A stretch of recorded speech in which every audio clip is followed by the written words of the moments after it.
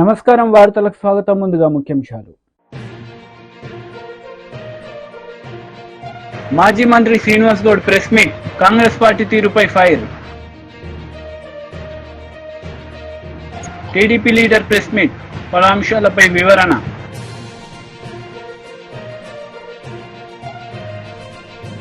TDP leader media సమావేశం నిర్వహించారు. ఈ సందర్భంగా పలు అంశాలపై ఆయన మాట్లాడారు.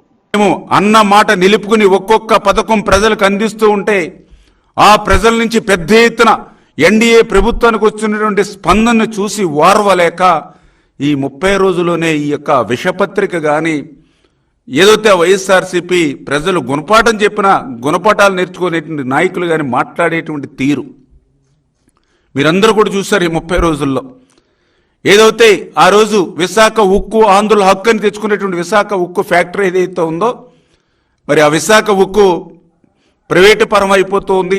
చంద్రబాబు నాయుడు గారు, పవన్ కళ్యాణ్ గారు కూడా అంగీకరించారని వక్ర భాష్యాలు చెప్తూ అబద్ధాలు చెప్పారు. అది మొన్న కేంద్ర మంత్రి ప్రకటనతో ఆ వైసీపీది విష ప్రచారం అబద్ధం అని చెప్పి తేలిపోయినటువంటి పరిస్థితి. ఏదైతే ఆ రోజు 7,000 రూపాయలు పింఛన్ ఇస్తామని మేము ప్రజలకు చెప్తే చంద్రబాబు నాయుడు గారు 7,000 రూపాయలు కాదు కదా, ఉన్న పెన్షన్కి ఎసరు పెడతారని విష ప్రచారం చేశారు. మొన్న జూలై 1వ తేదీన 7,000 రూపాయలు పింఛను అక్షరాల వాళ్ళు మరి పట్టుకెళ్ళి ఇవ్వడంతో అది అబద్ధమని తేలిపోయినటువంటి పరిస్థితి.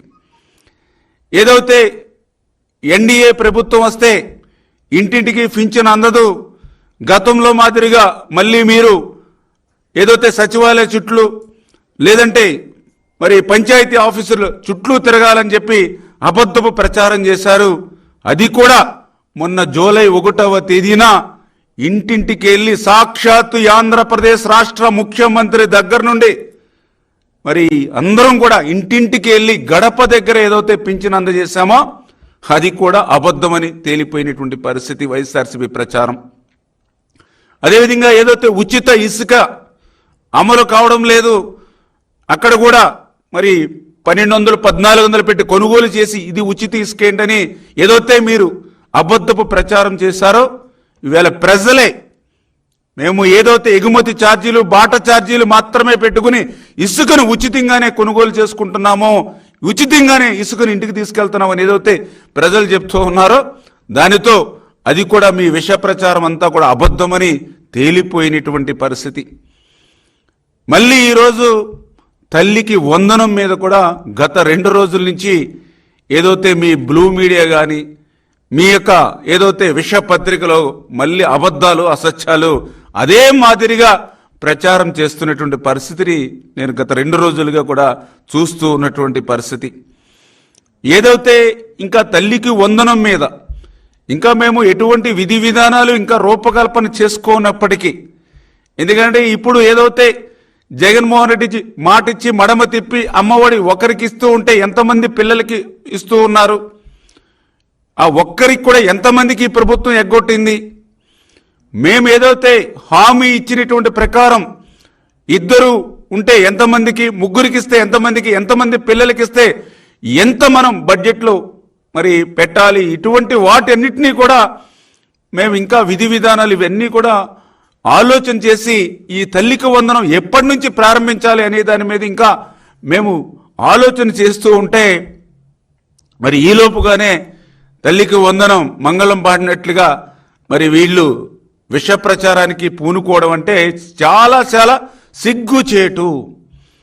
ఎందుకు సిగ్గుచేటు అంటున్నానంటే తల్లికి వందనం గురించి ఈ వైఎస్ఆర్సీపీ నాయకులకు మాట్లాడేటువంటి అర్హత లేదు అని ఎందుకు చెప్తున్నానంటే ఆ రోజు ఏదైతే అమ్మ ఒడి గురించి ఆ రోజు ఎన్నికలకు ముందు ఇంటింటికి ప్రచారం చేసినప్పుడు ఆ రోజు చాలా క్లియర్గా మీ ఇంట్లో ఎంతమంది పిల్లలుంటే అందరికీ కూడా అమ్మ ఒడి ఇస్తాము, 2 పిల్లలుంటే 30,000 రూపాయలు ఇస్తాము.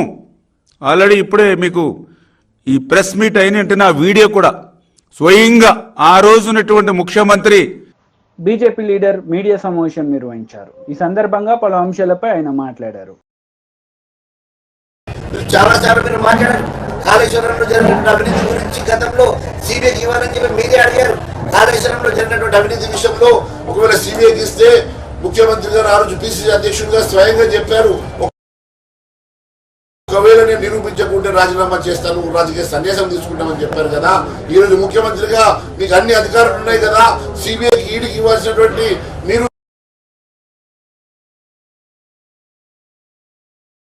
ఉన్నారు, దాని వెనుక మతలం ఏందని చెప్పి కూడా మేము స్పష్టంగా అడగడం జరిగింది. ఫోన్ ట్యాపింగ్ అంశంలో కూడా మరి ఇప్పటి వరకు మరి దాని విషయంలో ఎందుకు సిబిఐకి ఇవ్వాల్సినటువంటి మీరు సిబిఐకి ఎందుకు ఇవ్వడం లేదు, మరి సమగ్ర నివేదిక ఎందుకు మరి పబ్లిక్ డొమైన్లో పెట్టడం లేదు, దాన్ని పూర్తిగా ఎప్పటిలో మనం పూర్తి చేస్తారని చెప్పి కూడా అడగడం జరిగింది. విద్యుత్ కొనుగోలు జరిగినటువంటి అవినీతి అంశంలో కూడా గతంలో మీరు ఎన్నోసార్లు మాట్లాడారు. ఈరోజు అధికారం ఎక్కిన తర్వాత అంశం మీద అసలు మాట్లాడకుండా సిబిఐకు దర్యాప్తు చేయించాలని ఆ రోజు డిమాండ్ చేసేటువంటి మీరు ఈ రోజు జరుగుతా ఉన్నది. గొర్రెల పంపిణీ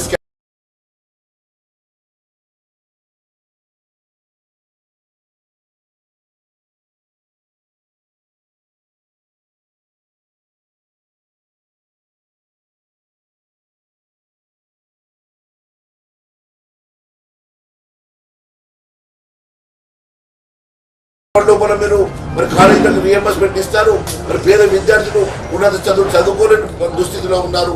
చాలా మంది ఫీజు కట్టలేక డ్రాప్ అయ్యేటువంటి పరిస్థితి కనబడతా ఉంది.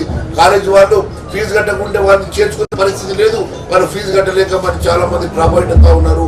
ఎంతో మంది మరి చదువుకునే మరి యోగ్యత ఉన్నటువంటి వారు మరి ఇష్టం ఉన్నటువంటి వారు కూడా ఈరోజు చదువుకునేటువంటి దుస్థితులు, ఆర్థిక పరిస్థితులు వారిని అనుకూలించక ఈరోజు ఇబ్బంది పడుతున్నటువంటి వారికి మీరు ఏం సమాధానం చెప్తారు? మరి పేద విద్యార్థుల గురించి ఎందుకు మీరు అట్లా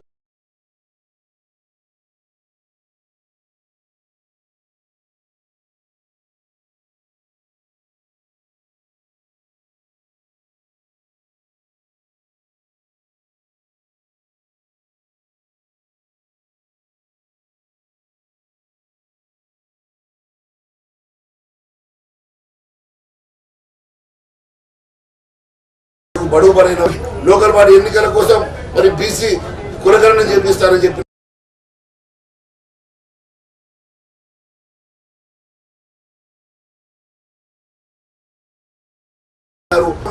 ఇస్తామని చెప్పినటువంటి మీరు మరి ఇప్పటి వరకు బీసీ పెట్టాలన్న యోచన మీకు లేదా?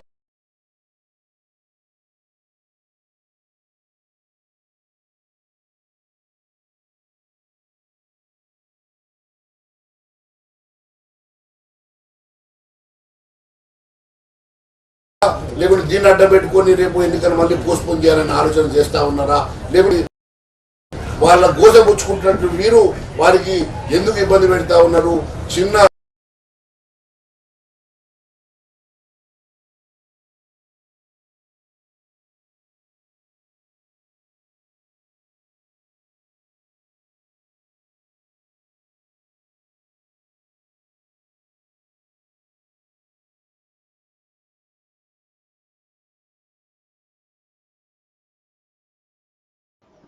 బీఆర్ఎస్ లీడర్ మీడియా సమావేశం నిర్వహించారు. ఈ సందర్భంగా పలు అంశాలపై ఆయన మాట్లాడారు. ఒకరు కేబినెట్ స్థాయి, ఒకరు ఎంఓఎస్.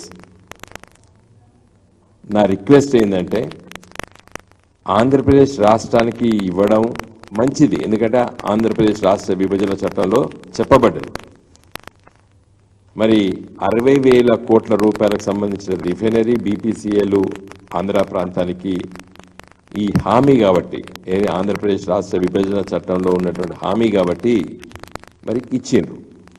మరి అదే స్థాయిలో తెలంగాణ రాష్ట్రం ఉంది కదా, తెలంగాణ రాష్ట్రంలో రైల్వే కోచ్ ఫ్యాక్టరీ కావాలని, కాజీపేటలో కోచ్ ఫ్యాక్టరీ కావాలని నా చిన్నతనం నుండి నేను విద్యార్థిగా ఉన్న సందర్భంలో, విద్యార్థి నాయకుడిగా ఉన్న సందర్భంలో, విద్యార్థి రాజకీయాల్లో చాలా చురుగ్గా పనిచేసేటప్పుడు ఎన్నో ధర్నాలు, వరంగల్ బంధులు, కాజీపేట బంధులు పిలిచి అలసిపోయినాం. మేము ఒక 30 ఏళ్ళు కొట్లాడినాం. మరి విభజన చట్టంలో దాన్ని అప్పుడు కేసీఆర్ గారితో మాట్లాడి ఆ రోజు దీన్ని మేము చొప్పించినాం. దీంట్లో ఈ విభజన చట్టంలో తప్పనిసరి మా హామీ ఉండాలని చెప్పినాం. మరి చంద్రబాబు నాయుడు గారు పై ఆధారపడ్డారు కాబట్టే ఇవాళ మేము అక్కడ ఇస్తాము, మరి ఇక్కడ మేము మీ పైన ఆధారపడలేదు కదా అని అనుకుంటుందా బీజేపీ పార్టీ? తెలంగాణ ప్రజలు కూడా 8 మంది ఎంపీలను గెలిపించారు కదా మీ పార్టీకి, బీజేపీ పార్టీకి. పోనీ దీని గురించి గత 10 సంవత్సరాల నుంచి పార్లమెంట్లో మా పార్టీ తరఫున చాలాసార్లు మాట్లాడినాం. తర్వాత కేసీఆర్ గారు ప్రధానమంత్రి మోడీ గారిని చాలాసార్లు కలిసి విజ్ఞప్తి చేయడం జరిగింది. కాజీపేటలో కోచ్ ఫ్యాక్టరీ అని ఏదో వేగన్ రిపేర్ ఫ్యాక్టరీ ఇచ్చి కోచ్ ఫ్యాక్టరీ ఇచ్చామని చెప్తారు. Wagon repair factory small unit, అది small scale industry, but this is a major industry. ఇది తెలంగాణ కాజీపేటలో కోచ్ ఫ్యాక్టరీ అని చెప్పి దాదాపు 30 ఏళ్ళ నుంచి ఆడ 40 ఏళ్ళ నుంచి కొట్లాడుతున్నారు వరంగల్ ప్రజలు, కాజీపేట ప్రజలు, తెలంగాణ ప్రజలు. మరి ఇంత వ్యత్యాసం మోడీ గారు సొంతంగా గెలిస్తే ఇది కూడా రాకపో ఆంధ్రప్రదేశ్కి. ఏది సొంతంగా బీజేపీ వాళ్ళు గెలిస్తే ఇది కూడా రాకపోవు ఆంధ్రప్రదేశ్కి. ఆంధ్రప్రదేశ్ ప్రజలారా, మీరు ఒక ప్రాంతీయ పార్టీని గెలిపించినందుకు మీరు అదృష్టం. YCP leader Ambati Rambabu media సమావేశం నిర్వహించారు. ఈ సందర్భంగా పలు అంశాలపై ఆయన మాట్లాడారు. నేను పంపిస్తా, చూసుకోండి. విధి విధానాలు చాలా క్లియర్గా ఉన్నాయి దీనిలో. ఏమని 75% హాజరు కావాలి మేం పెట్టింది, బిలో పావర్టీ లైన్లో ఉండాలి మేం చెప్పింది, ఆధార్ కార్డు అనుసంధానం కావాలి మేం చెప్పింది, బడికెళ్ళే ప్రతి పిల్లవాడికి మీరు ఇస్తా ఉన్నారు, బడికెళ్ళే పిల్లవాడి తల్లికి మేము 1500 ఇస్తా ఉన్నాం. మీ ఒక తల్లి ఉంటే 1500 అని అన్నాం మేము. మీరేమన్నారు, ఎంతమంది పిల్లలుంటే అన్ని డబ్బులు ఆ తల్లికి ఇస్తాం, 2 పిల్లలుంటే 30,000 ఇస్తాం. ఖచ్చితంగా జీవోలో ఏం రాశారయ్యా బాబు, మీరు గుర్తుపెట్టుకోండి. మళ్ళా మనం చదివినిపించా, మళ్ళా రామనాయుడు గారు మీరు ఎందుకు వచ్చారో నాకు అర్థం కాల. రావాల్సిన ఎడ్యుకేషన్ మినిస్టర్ లేదా ముఖ్యమంత్రి లేకపోతే ఆ ఎడ్యుకేషన్ సెక్రటరీ. నిన్నేదో విద్యాశాఖ వాళ్ళు ఒక ప్రకటన ఇచ్చినట్టుగా విధి విధానాలు ఇంకా ఫైనల్ అయిపోయినాయి, విధి విధానాలు అయిపోయినాయి, అన్నీ అయిపోయినాయి.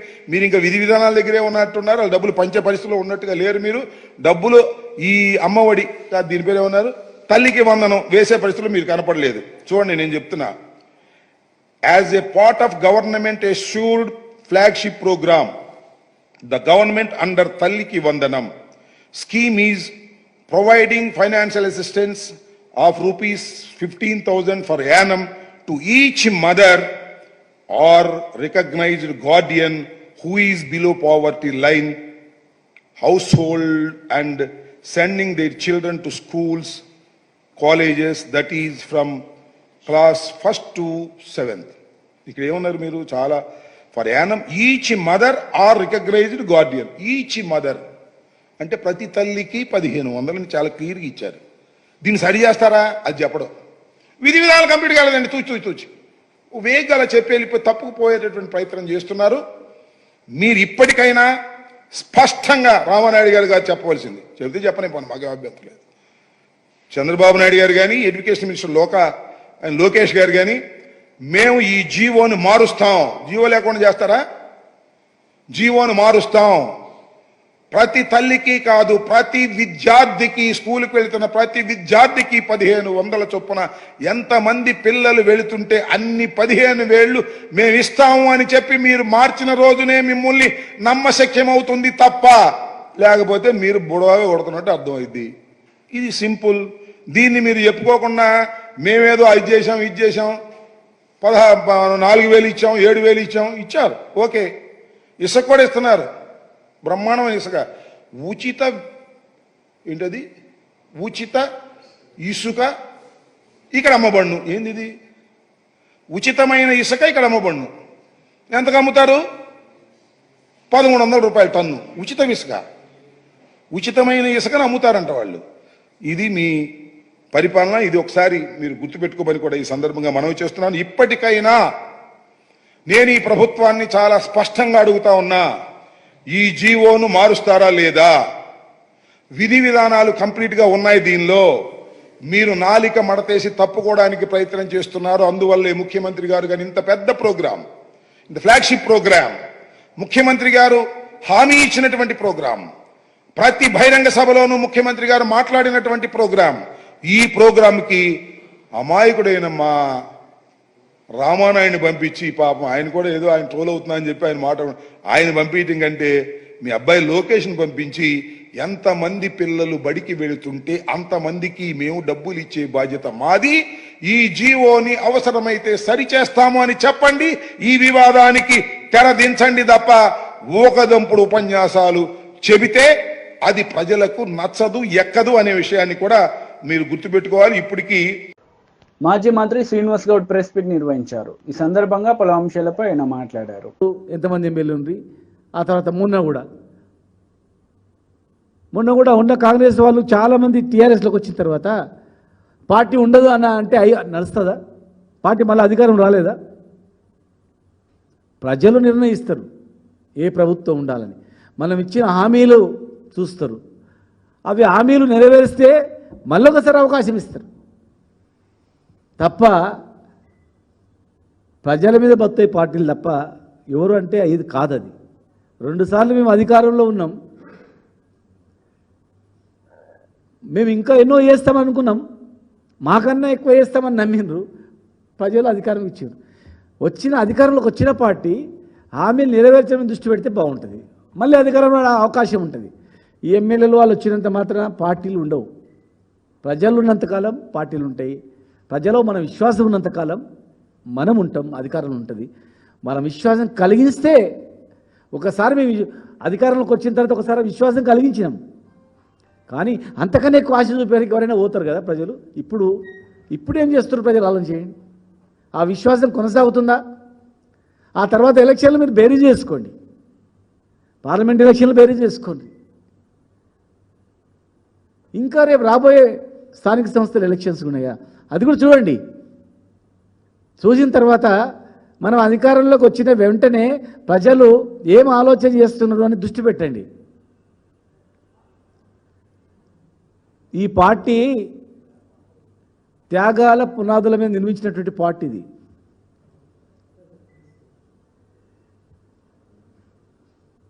పుట్టినప్పుడు 2001 నుంచి తెలంగాణ వచ్చేంత వరకు ఈ భారతదేశంలో ఇన్నిసార్లు రాజీనామా చేసినటువంటి పార్టీ ఈ దేశంలో ఏ పార్టీ అయినా ఉందా? చూడండి, ఉంటే మీడియాకి చెప్పండి. ఈ భారతదేశంలో ఇన్నిసార్లు రాజీనామా చేసిన పార్టీ 2001లో పార్టీ పుట్టి 2004లో 16 మంది ఎమ్మెల్యేలని 4 ఎంపీలని పట్టుమని ఒక కాగితం ముక్క రాజీనామా చేసి బయటకు వచ్చినటువంటి పార్టీ. 2004 నుంచి మొదలుకుంటే 2013 వరకు ఎన్ని రాజీనామాలు చేసిండ్రో లెక్కేసుకోండి. ఎన్నిసార్లు రాజీనామా చేసిండ్రు ఎమ్మెల్యేలుగా, ఎన్నిసార్లు ఎంపీగా రాజీనామా చేసిండ్రు, కేంద్ర మంత్రి పదవి కూడా రాజీనామా చేసి, రాష్ట్రంలో 4 మంత్రి పదవులు కూడా రాజీనామా చేసి, ఒక సెంట్రల్ మినిస్టర్, 4 స్టేట్ మినిస్టర్స్, ఎమ్మెల్యేలు అన్ని రాజీనామా చేసి రాష్ట్రం గురించి నిలబడేటువంటి పార్టీది. ఇండియాలో ఎక్కడ చూపాను దేశంలో. ఇలా చాలామంది మాట్లాడతారు ఎంపీల మీ సీట్లు ఎన్ని వచ్చినాయని. గుర్తుపెట్టుకొని ఈ భారతదేశంలో 14 చాలా పార్టీలు, బీఎస్పీ నుంచి మొదలు చాలా పార్టీలు. ఈ ఎలక్షన్ నడిచింది మోడీ అగెనెస్ట్, 2 ప్రాతిపదిక, అటు ఎన్డీఏనా ఇటు ఇండియా కూటేమా, 2 ప్రాతిపదిక నడిచింది ఎలక్షన్ అనేది. అటు ఉన్నా గెలిచిండ్రు, ఇటున్నా గెలిచిండ్రు. అంటే ప్రస్తుతం ఉన్నటువంటి పార్టీని నిలబెట్టడమా ఓడగొట్టడమా అనే 2 ప్రాతిపదిక. మోడీ ప్రధానమంత్రిని దింపాలన్నా ఉండాలన్నా ఆ 2 ప్రాతిపదిక. ఇక్కడ ఎవరు సపోర్ట్ చేస్తారు, ఇక్కడ ఎవరు సపోర్ట్ చేస్తారు, 2 నడిచినాయి దేశంలో. ఆ మూలాన మాకు ఎంపీ సీట్లు రాలేదు. ఈ దేశంలో ఒక దగ్గర 4 వచ్చినాయి ఆంధ్రప్రదేశ్లో, ఇంకో దగ్గర 1 వచ్చింది. అవి ప్రజలలో వీళ్ళు గెలిచిన తర్వాత ఇటో సపోర్ట్ చేస్తారు, అటో సపోర్ట్ చేస్తారనే ప్రజల అభిప్రాయం నుంచి వచ్చినాయి. గెలిచిన వాళ్ళు మోడీ కన్నా సపోర్ట్ చేస్తారు, లేకపోతే ఈ కూటమి కన్నా చేస్తారని. ఆ అప్పో ఉన్నందుకు దేశంలో 2 ప్రాంతాల్లో ఒక దగ్గర 4, ఒక దగ్గర 1 సీట్ వచ్చింది. 4 సార్లు ముఖ్యమంత్రిగా 4-5 సార్లు ముఖ్యమంత్రిగా ఉన్నటువంటి వ్యక్తి కూడా ఆ రాష్ట్రంలో ఆయన ఎటు లేనందుకు ఒకే ఒక ఎంపీ సీట్ వచ్చింది. కొంచెం ఆలోచన చేయాలి, జ్ఞానం పెట్టి ఆలోచన చేస్తే అర్థమవుతుంది. అంతే తప్ప మా పార్టీకి బలం లేక కాదు. ఆ తర్వాత ఇమ్మీడియట్గా అంతకన్నా ముందే స్థానిక సంస్థల ఎమ్మెల్సీ ఎలక్షన్ అయింది. మరి మహబూబ్నగర్లో స్థానిక సంస్థల ఎలక్షన్ అయితే, ఎమ్మెల్సీ ఎలక్షన్ అయితే YCP leader Pothina Mahesh media సమావేశం నిర్వహించారు. ఈ సందర్భంగా పలు అంశాలపై ఆయన మాట్లాడారు. ఏ విధంగా సమంజసమో ఒక్కసారి ఆ ఈనాడు పత్రికా యాజమాన్యం ఆలోచించాలి. ఈ రాష్ట్ర ప్రజలందరూ కూడా గమనించవలసిందిగా మనం చేస్తా ఉన్నాం. నిజంగా ఎస్ఐండ్ భూముల విషయంలో ఈ రాష్ట్రంలో అందరికీ తెలుసు, గత ప్రభుత్వ హయాంలో ఎస్ఐండ్ భూముల విషయంలో ఆ రోజు అక్రమాలు చేసింది చంద్రబాబు ప్రభుత్వం కాదా అని చెప్పి నేను ఈ సందర్భంగా అడుగుతా ఉన్నా. ఎందుకంటే దాదాపుగా ఎస్సీ, ఎస్టీ, బీసీ మైనార్టీలకి చెందినటువంటి ఆ రోజు అమరావతిలో దాదాపుగా 1100 ఎకరాల భూమిని మీకు దక్కదు అని చెప్పి ఆ రోజు పేదవాళ్ళని తప్పుదో పట్టించి ఎస్సీ, ఎస్టీ, బీసీ మైనార్టీ రైతుల్ని ఎస్ఐండ్ భూములు మీకు దక్కవని చెప్పి ఆ రోజు తప్పుదో పట్టించి మళ్ళా ఒక జీవో ఇచ్చి వాళ్ళ బినామీలకి దాదాపుగా 1336 మంది ఆ రోజు బినామీలకి ఆ ఎస్ఐండ్ భూములు కట్టబెట్టి మళ్ళీ ఆ ల్యాండ్స్ మళ్ళీ పూలింగ్లోకి తీసుకుంది చంద్రబాబు కాదా అని చెప్పి నేను అడుగుతా ఉన్నా. ఈరోజు అసైన్మెంట్ భూముల మీద వాళ్ళు ఏదన్నా ఒక మాట్లాడే వాళ్ళకి చిత్తశుద్ధి, వాళ్ళకి ఆ హక్కు ఉందా అని చెప్పి నేను మీ ద్వారా అడుగుతా ఉన్నా. అది దాని మీద మీ అందరికీ తెలుసు, కేసు కూడా నడుస్తూ ఉంది. ఆ కేసులో వీళ్ళందరూ కూడా నిందితులుగా ఉన్నారు. వీళ్ళు అసైన్మెంట్ గురించి, అసైన్మెంట్ భూముల గురించి ఈరోజు మాట్లాడడం చాలా హాస్యాస్పదంగా ఉందని చెప్పి కూడా మీ ద్వారా అడుగుతా ఉన్నాను. ఈ రాష్ట్ర ప్రజలు కూడా గమనించవలసిందిగా కోరుతా ఉన్నా. నిజంగా అసైన్మెంట్ సమస్య ఈ రాష్ట్రంలో ఈరోజు కొత్తగా వచ్చిన సమస్య కాదు. ఆ రోజు రైతులందరూ కూడా భూమి ఉన్నా కానీ ఇబ్బంది పడే పరిస్థితి. భూమి ఏదన్నా కష్టం వస్తే ఏదన్నా ఒక అరెకరం భూమి అమ్ముకోవడానికో, పావు ఎకరం భూమి అమ్ముకోవడానికో లేని పరిస్థితి ఈ రాష్ట్రంలో దాదాపుగా 1954 నుంచి, అంటే ఈ 70 సంవత్సరాల్లో అసైన్ చేసినటువంటి భూములన్నిటికీ కూడా అటువంటి పరిస్థితి కలిగిన పరిస్థితి అంతా కూడా ఈ రాష్ట్ర ప్రజలందరికీ తెలుసు. కానీ ఏ రోజన్నా ఒక అరెకరం అమ్ముకోవాలంటే, ఏదన్నా ఒక కూతురు పెళ్ళొచ్చిందో, కష్టం వచ్చిందో, ఏదైనా ఒక అరెకరం భూమి అమ్ముకోవాలంటే కాగితం మీద ఏదో రాసుకుని అమ్ముకుంటే ఒకవైపు ప్రభుత్వం వైపు నుంచి ఎప్పుడు నోటీస్ వస్తుందా అని చెప్పి ఒక భయం. మళ్ళా ఈ కొనుక్కున్న వాళ్ళు కూడా రాత్రిపూట నిద్ర పట్టిన పరిస్థితులన్నీ కూడా ఈ రాష్ట్రంలో దాదాపుగా 70 సంవత్సరాల నుంచి నడుస్తూ ఉన్నాయి. అంటే పేదలకి ఎప్పుడు కూడా పేదలకి ఇచ్చినటువంటి ఆ భూమి విషయంలోనే ఈ 70 సంవత్సరాల నుంచి అందరూ కూడా ఇబ్బందులు పడే పరిస్థితులన్నీ కూడా మనం ఈ రాష్ట్రంలో చూసాం. అదేవిధంగా ఈ రాష్ట్రంలో స్వతంత్రం వచ్చిన తర్వాత వివిధ వర్గాల ప్రజలందరికీ కూడా అలాట్ చేసేటటువంటి భూములు స్వతంత్ర సమర యోధులకు కానీ, అదేవిధంగా మన ఎక్స్ సర్వీస్ మ్యాన్ కానీ, వీళ్ళందరికీ కూడా అలాట్ చేసిన భూములన్నీ కూడా వాళ్ళు 10 సంవత్సరాల తర్వాత అమ్ముకునే అవకాశం ఉంది. కానీ ఈ రాష్ట్రంలో పేద ప్రజలకు ఒక్కళ్ళకే అటువంటి అవకాశం లేకుండా పోయింది ఈ చట్టం వల్ల. అంటే 1977 సంవత్సరంలో తీసుకొచ్చినటువంటి పిఓటి యాక్ట్ వల్ల, ఆ పిఓటి యాక్ట్ వల్ల భూమి ట్రాన్స్ఫర్ అయ్యే పరిస్థితులు లేవు. ఆ పరిస్థితులు లేని పరిస్థితుల్లో ఎప్పుడు కూడా పేదవాళ్లే చాలా ఇబ్బందులు పడే పరిస్థితుల్లో ఈరోజు జగన్మోహన్ రెడ్డి గారు ఒక ఆలోచన. వార్తలు ముగించే ముందు ముఖ్యాంశాలు మరోసారి. మాజీ మంత్రి Srinivas Goud press meet, Congress party తీరుపై ఫైర్.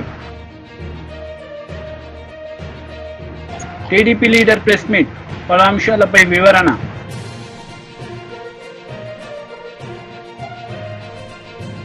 ఈ వార్తలు ఇంతటితో సమాప్తం. తిరిగి ప్రసారమయ్యే వార్తల్లో మళ్ళీ కలుద్దాం.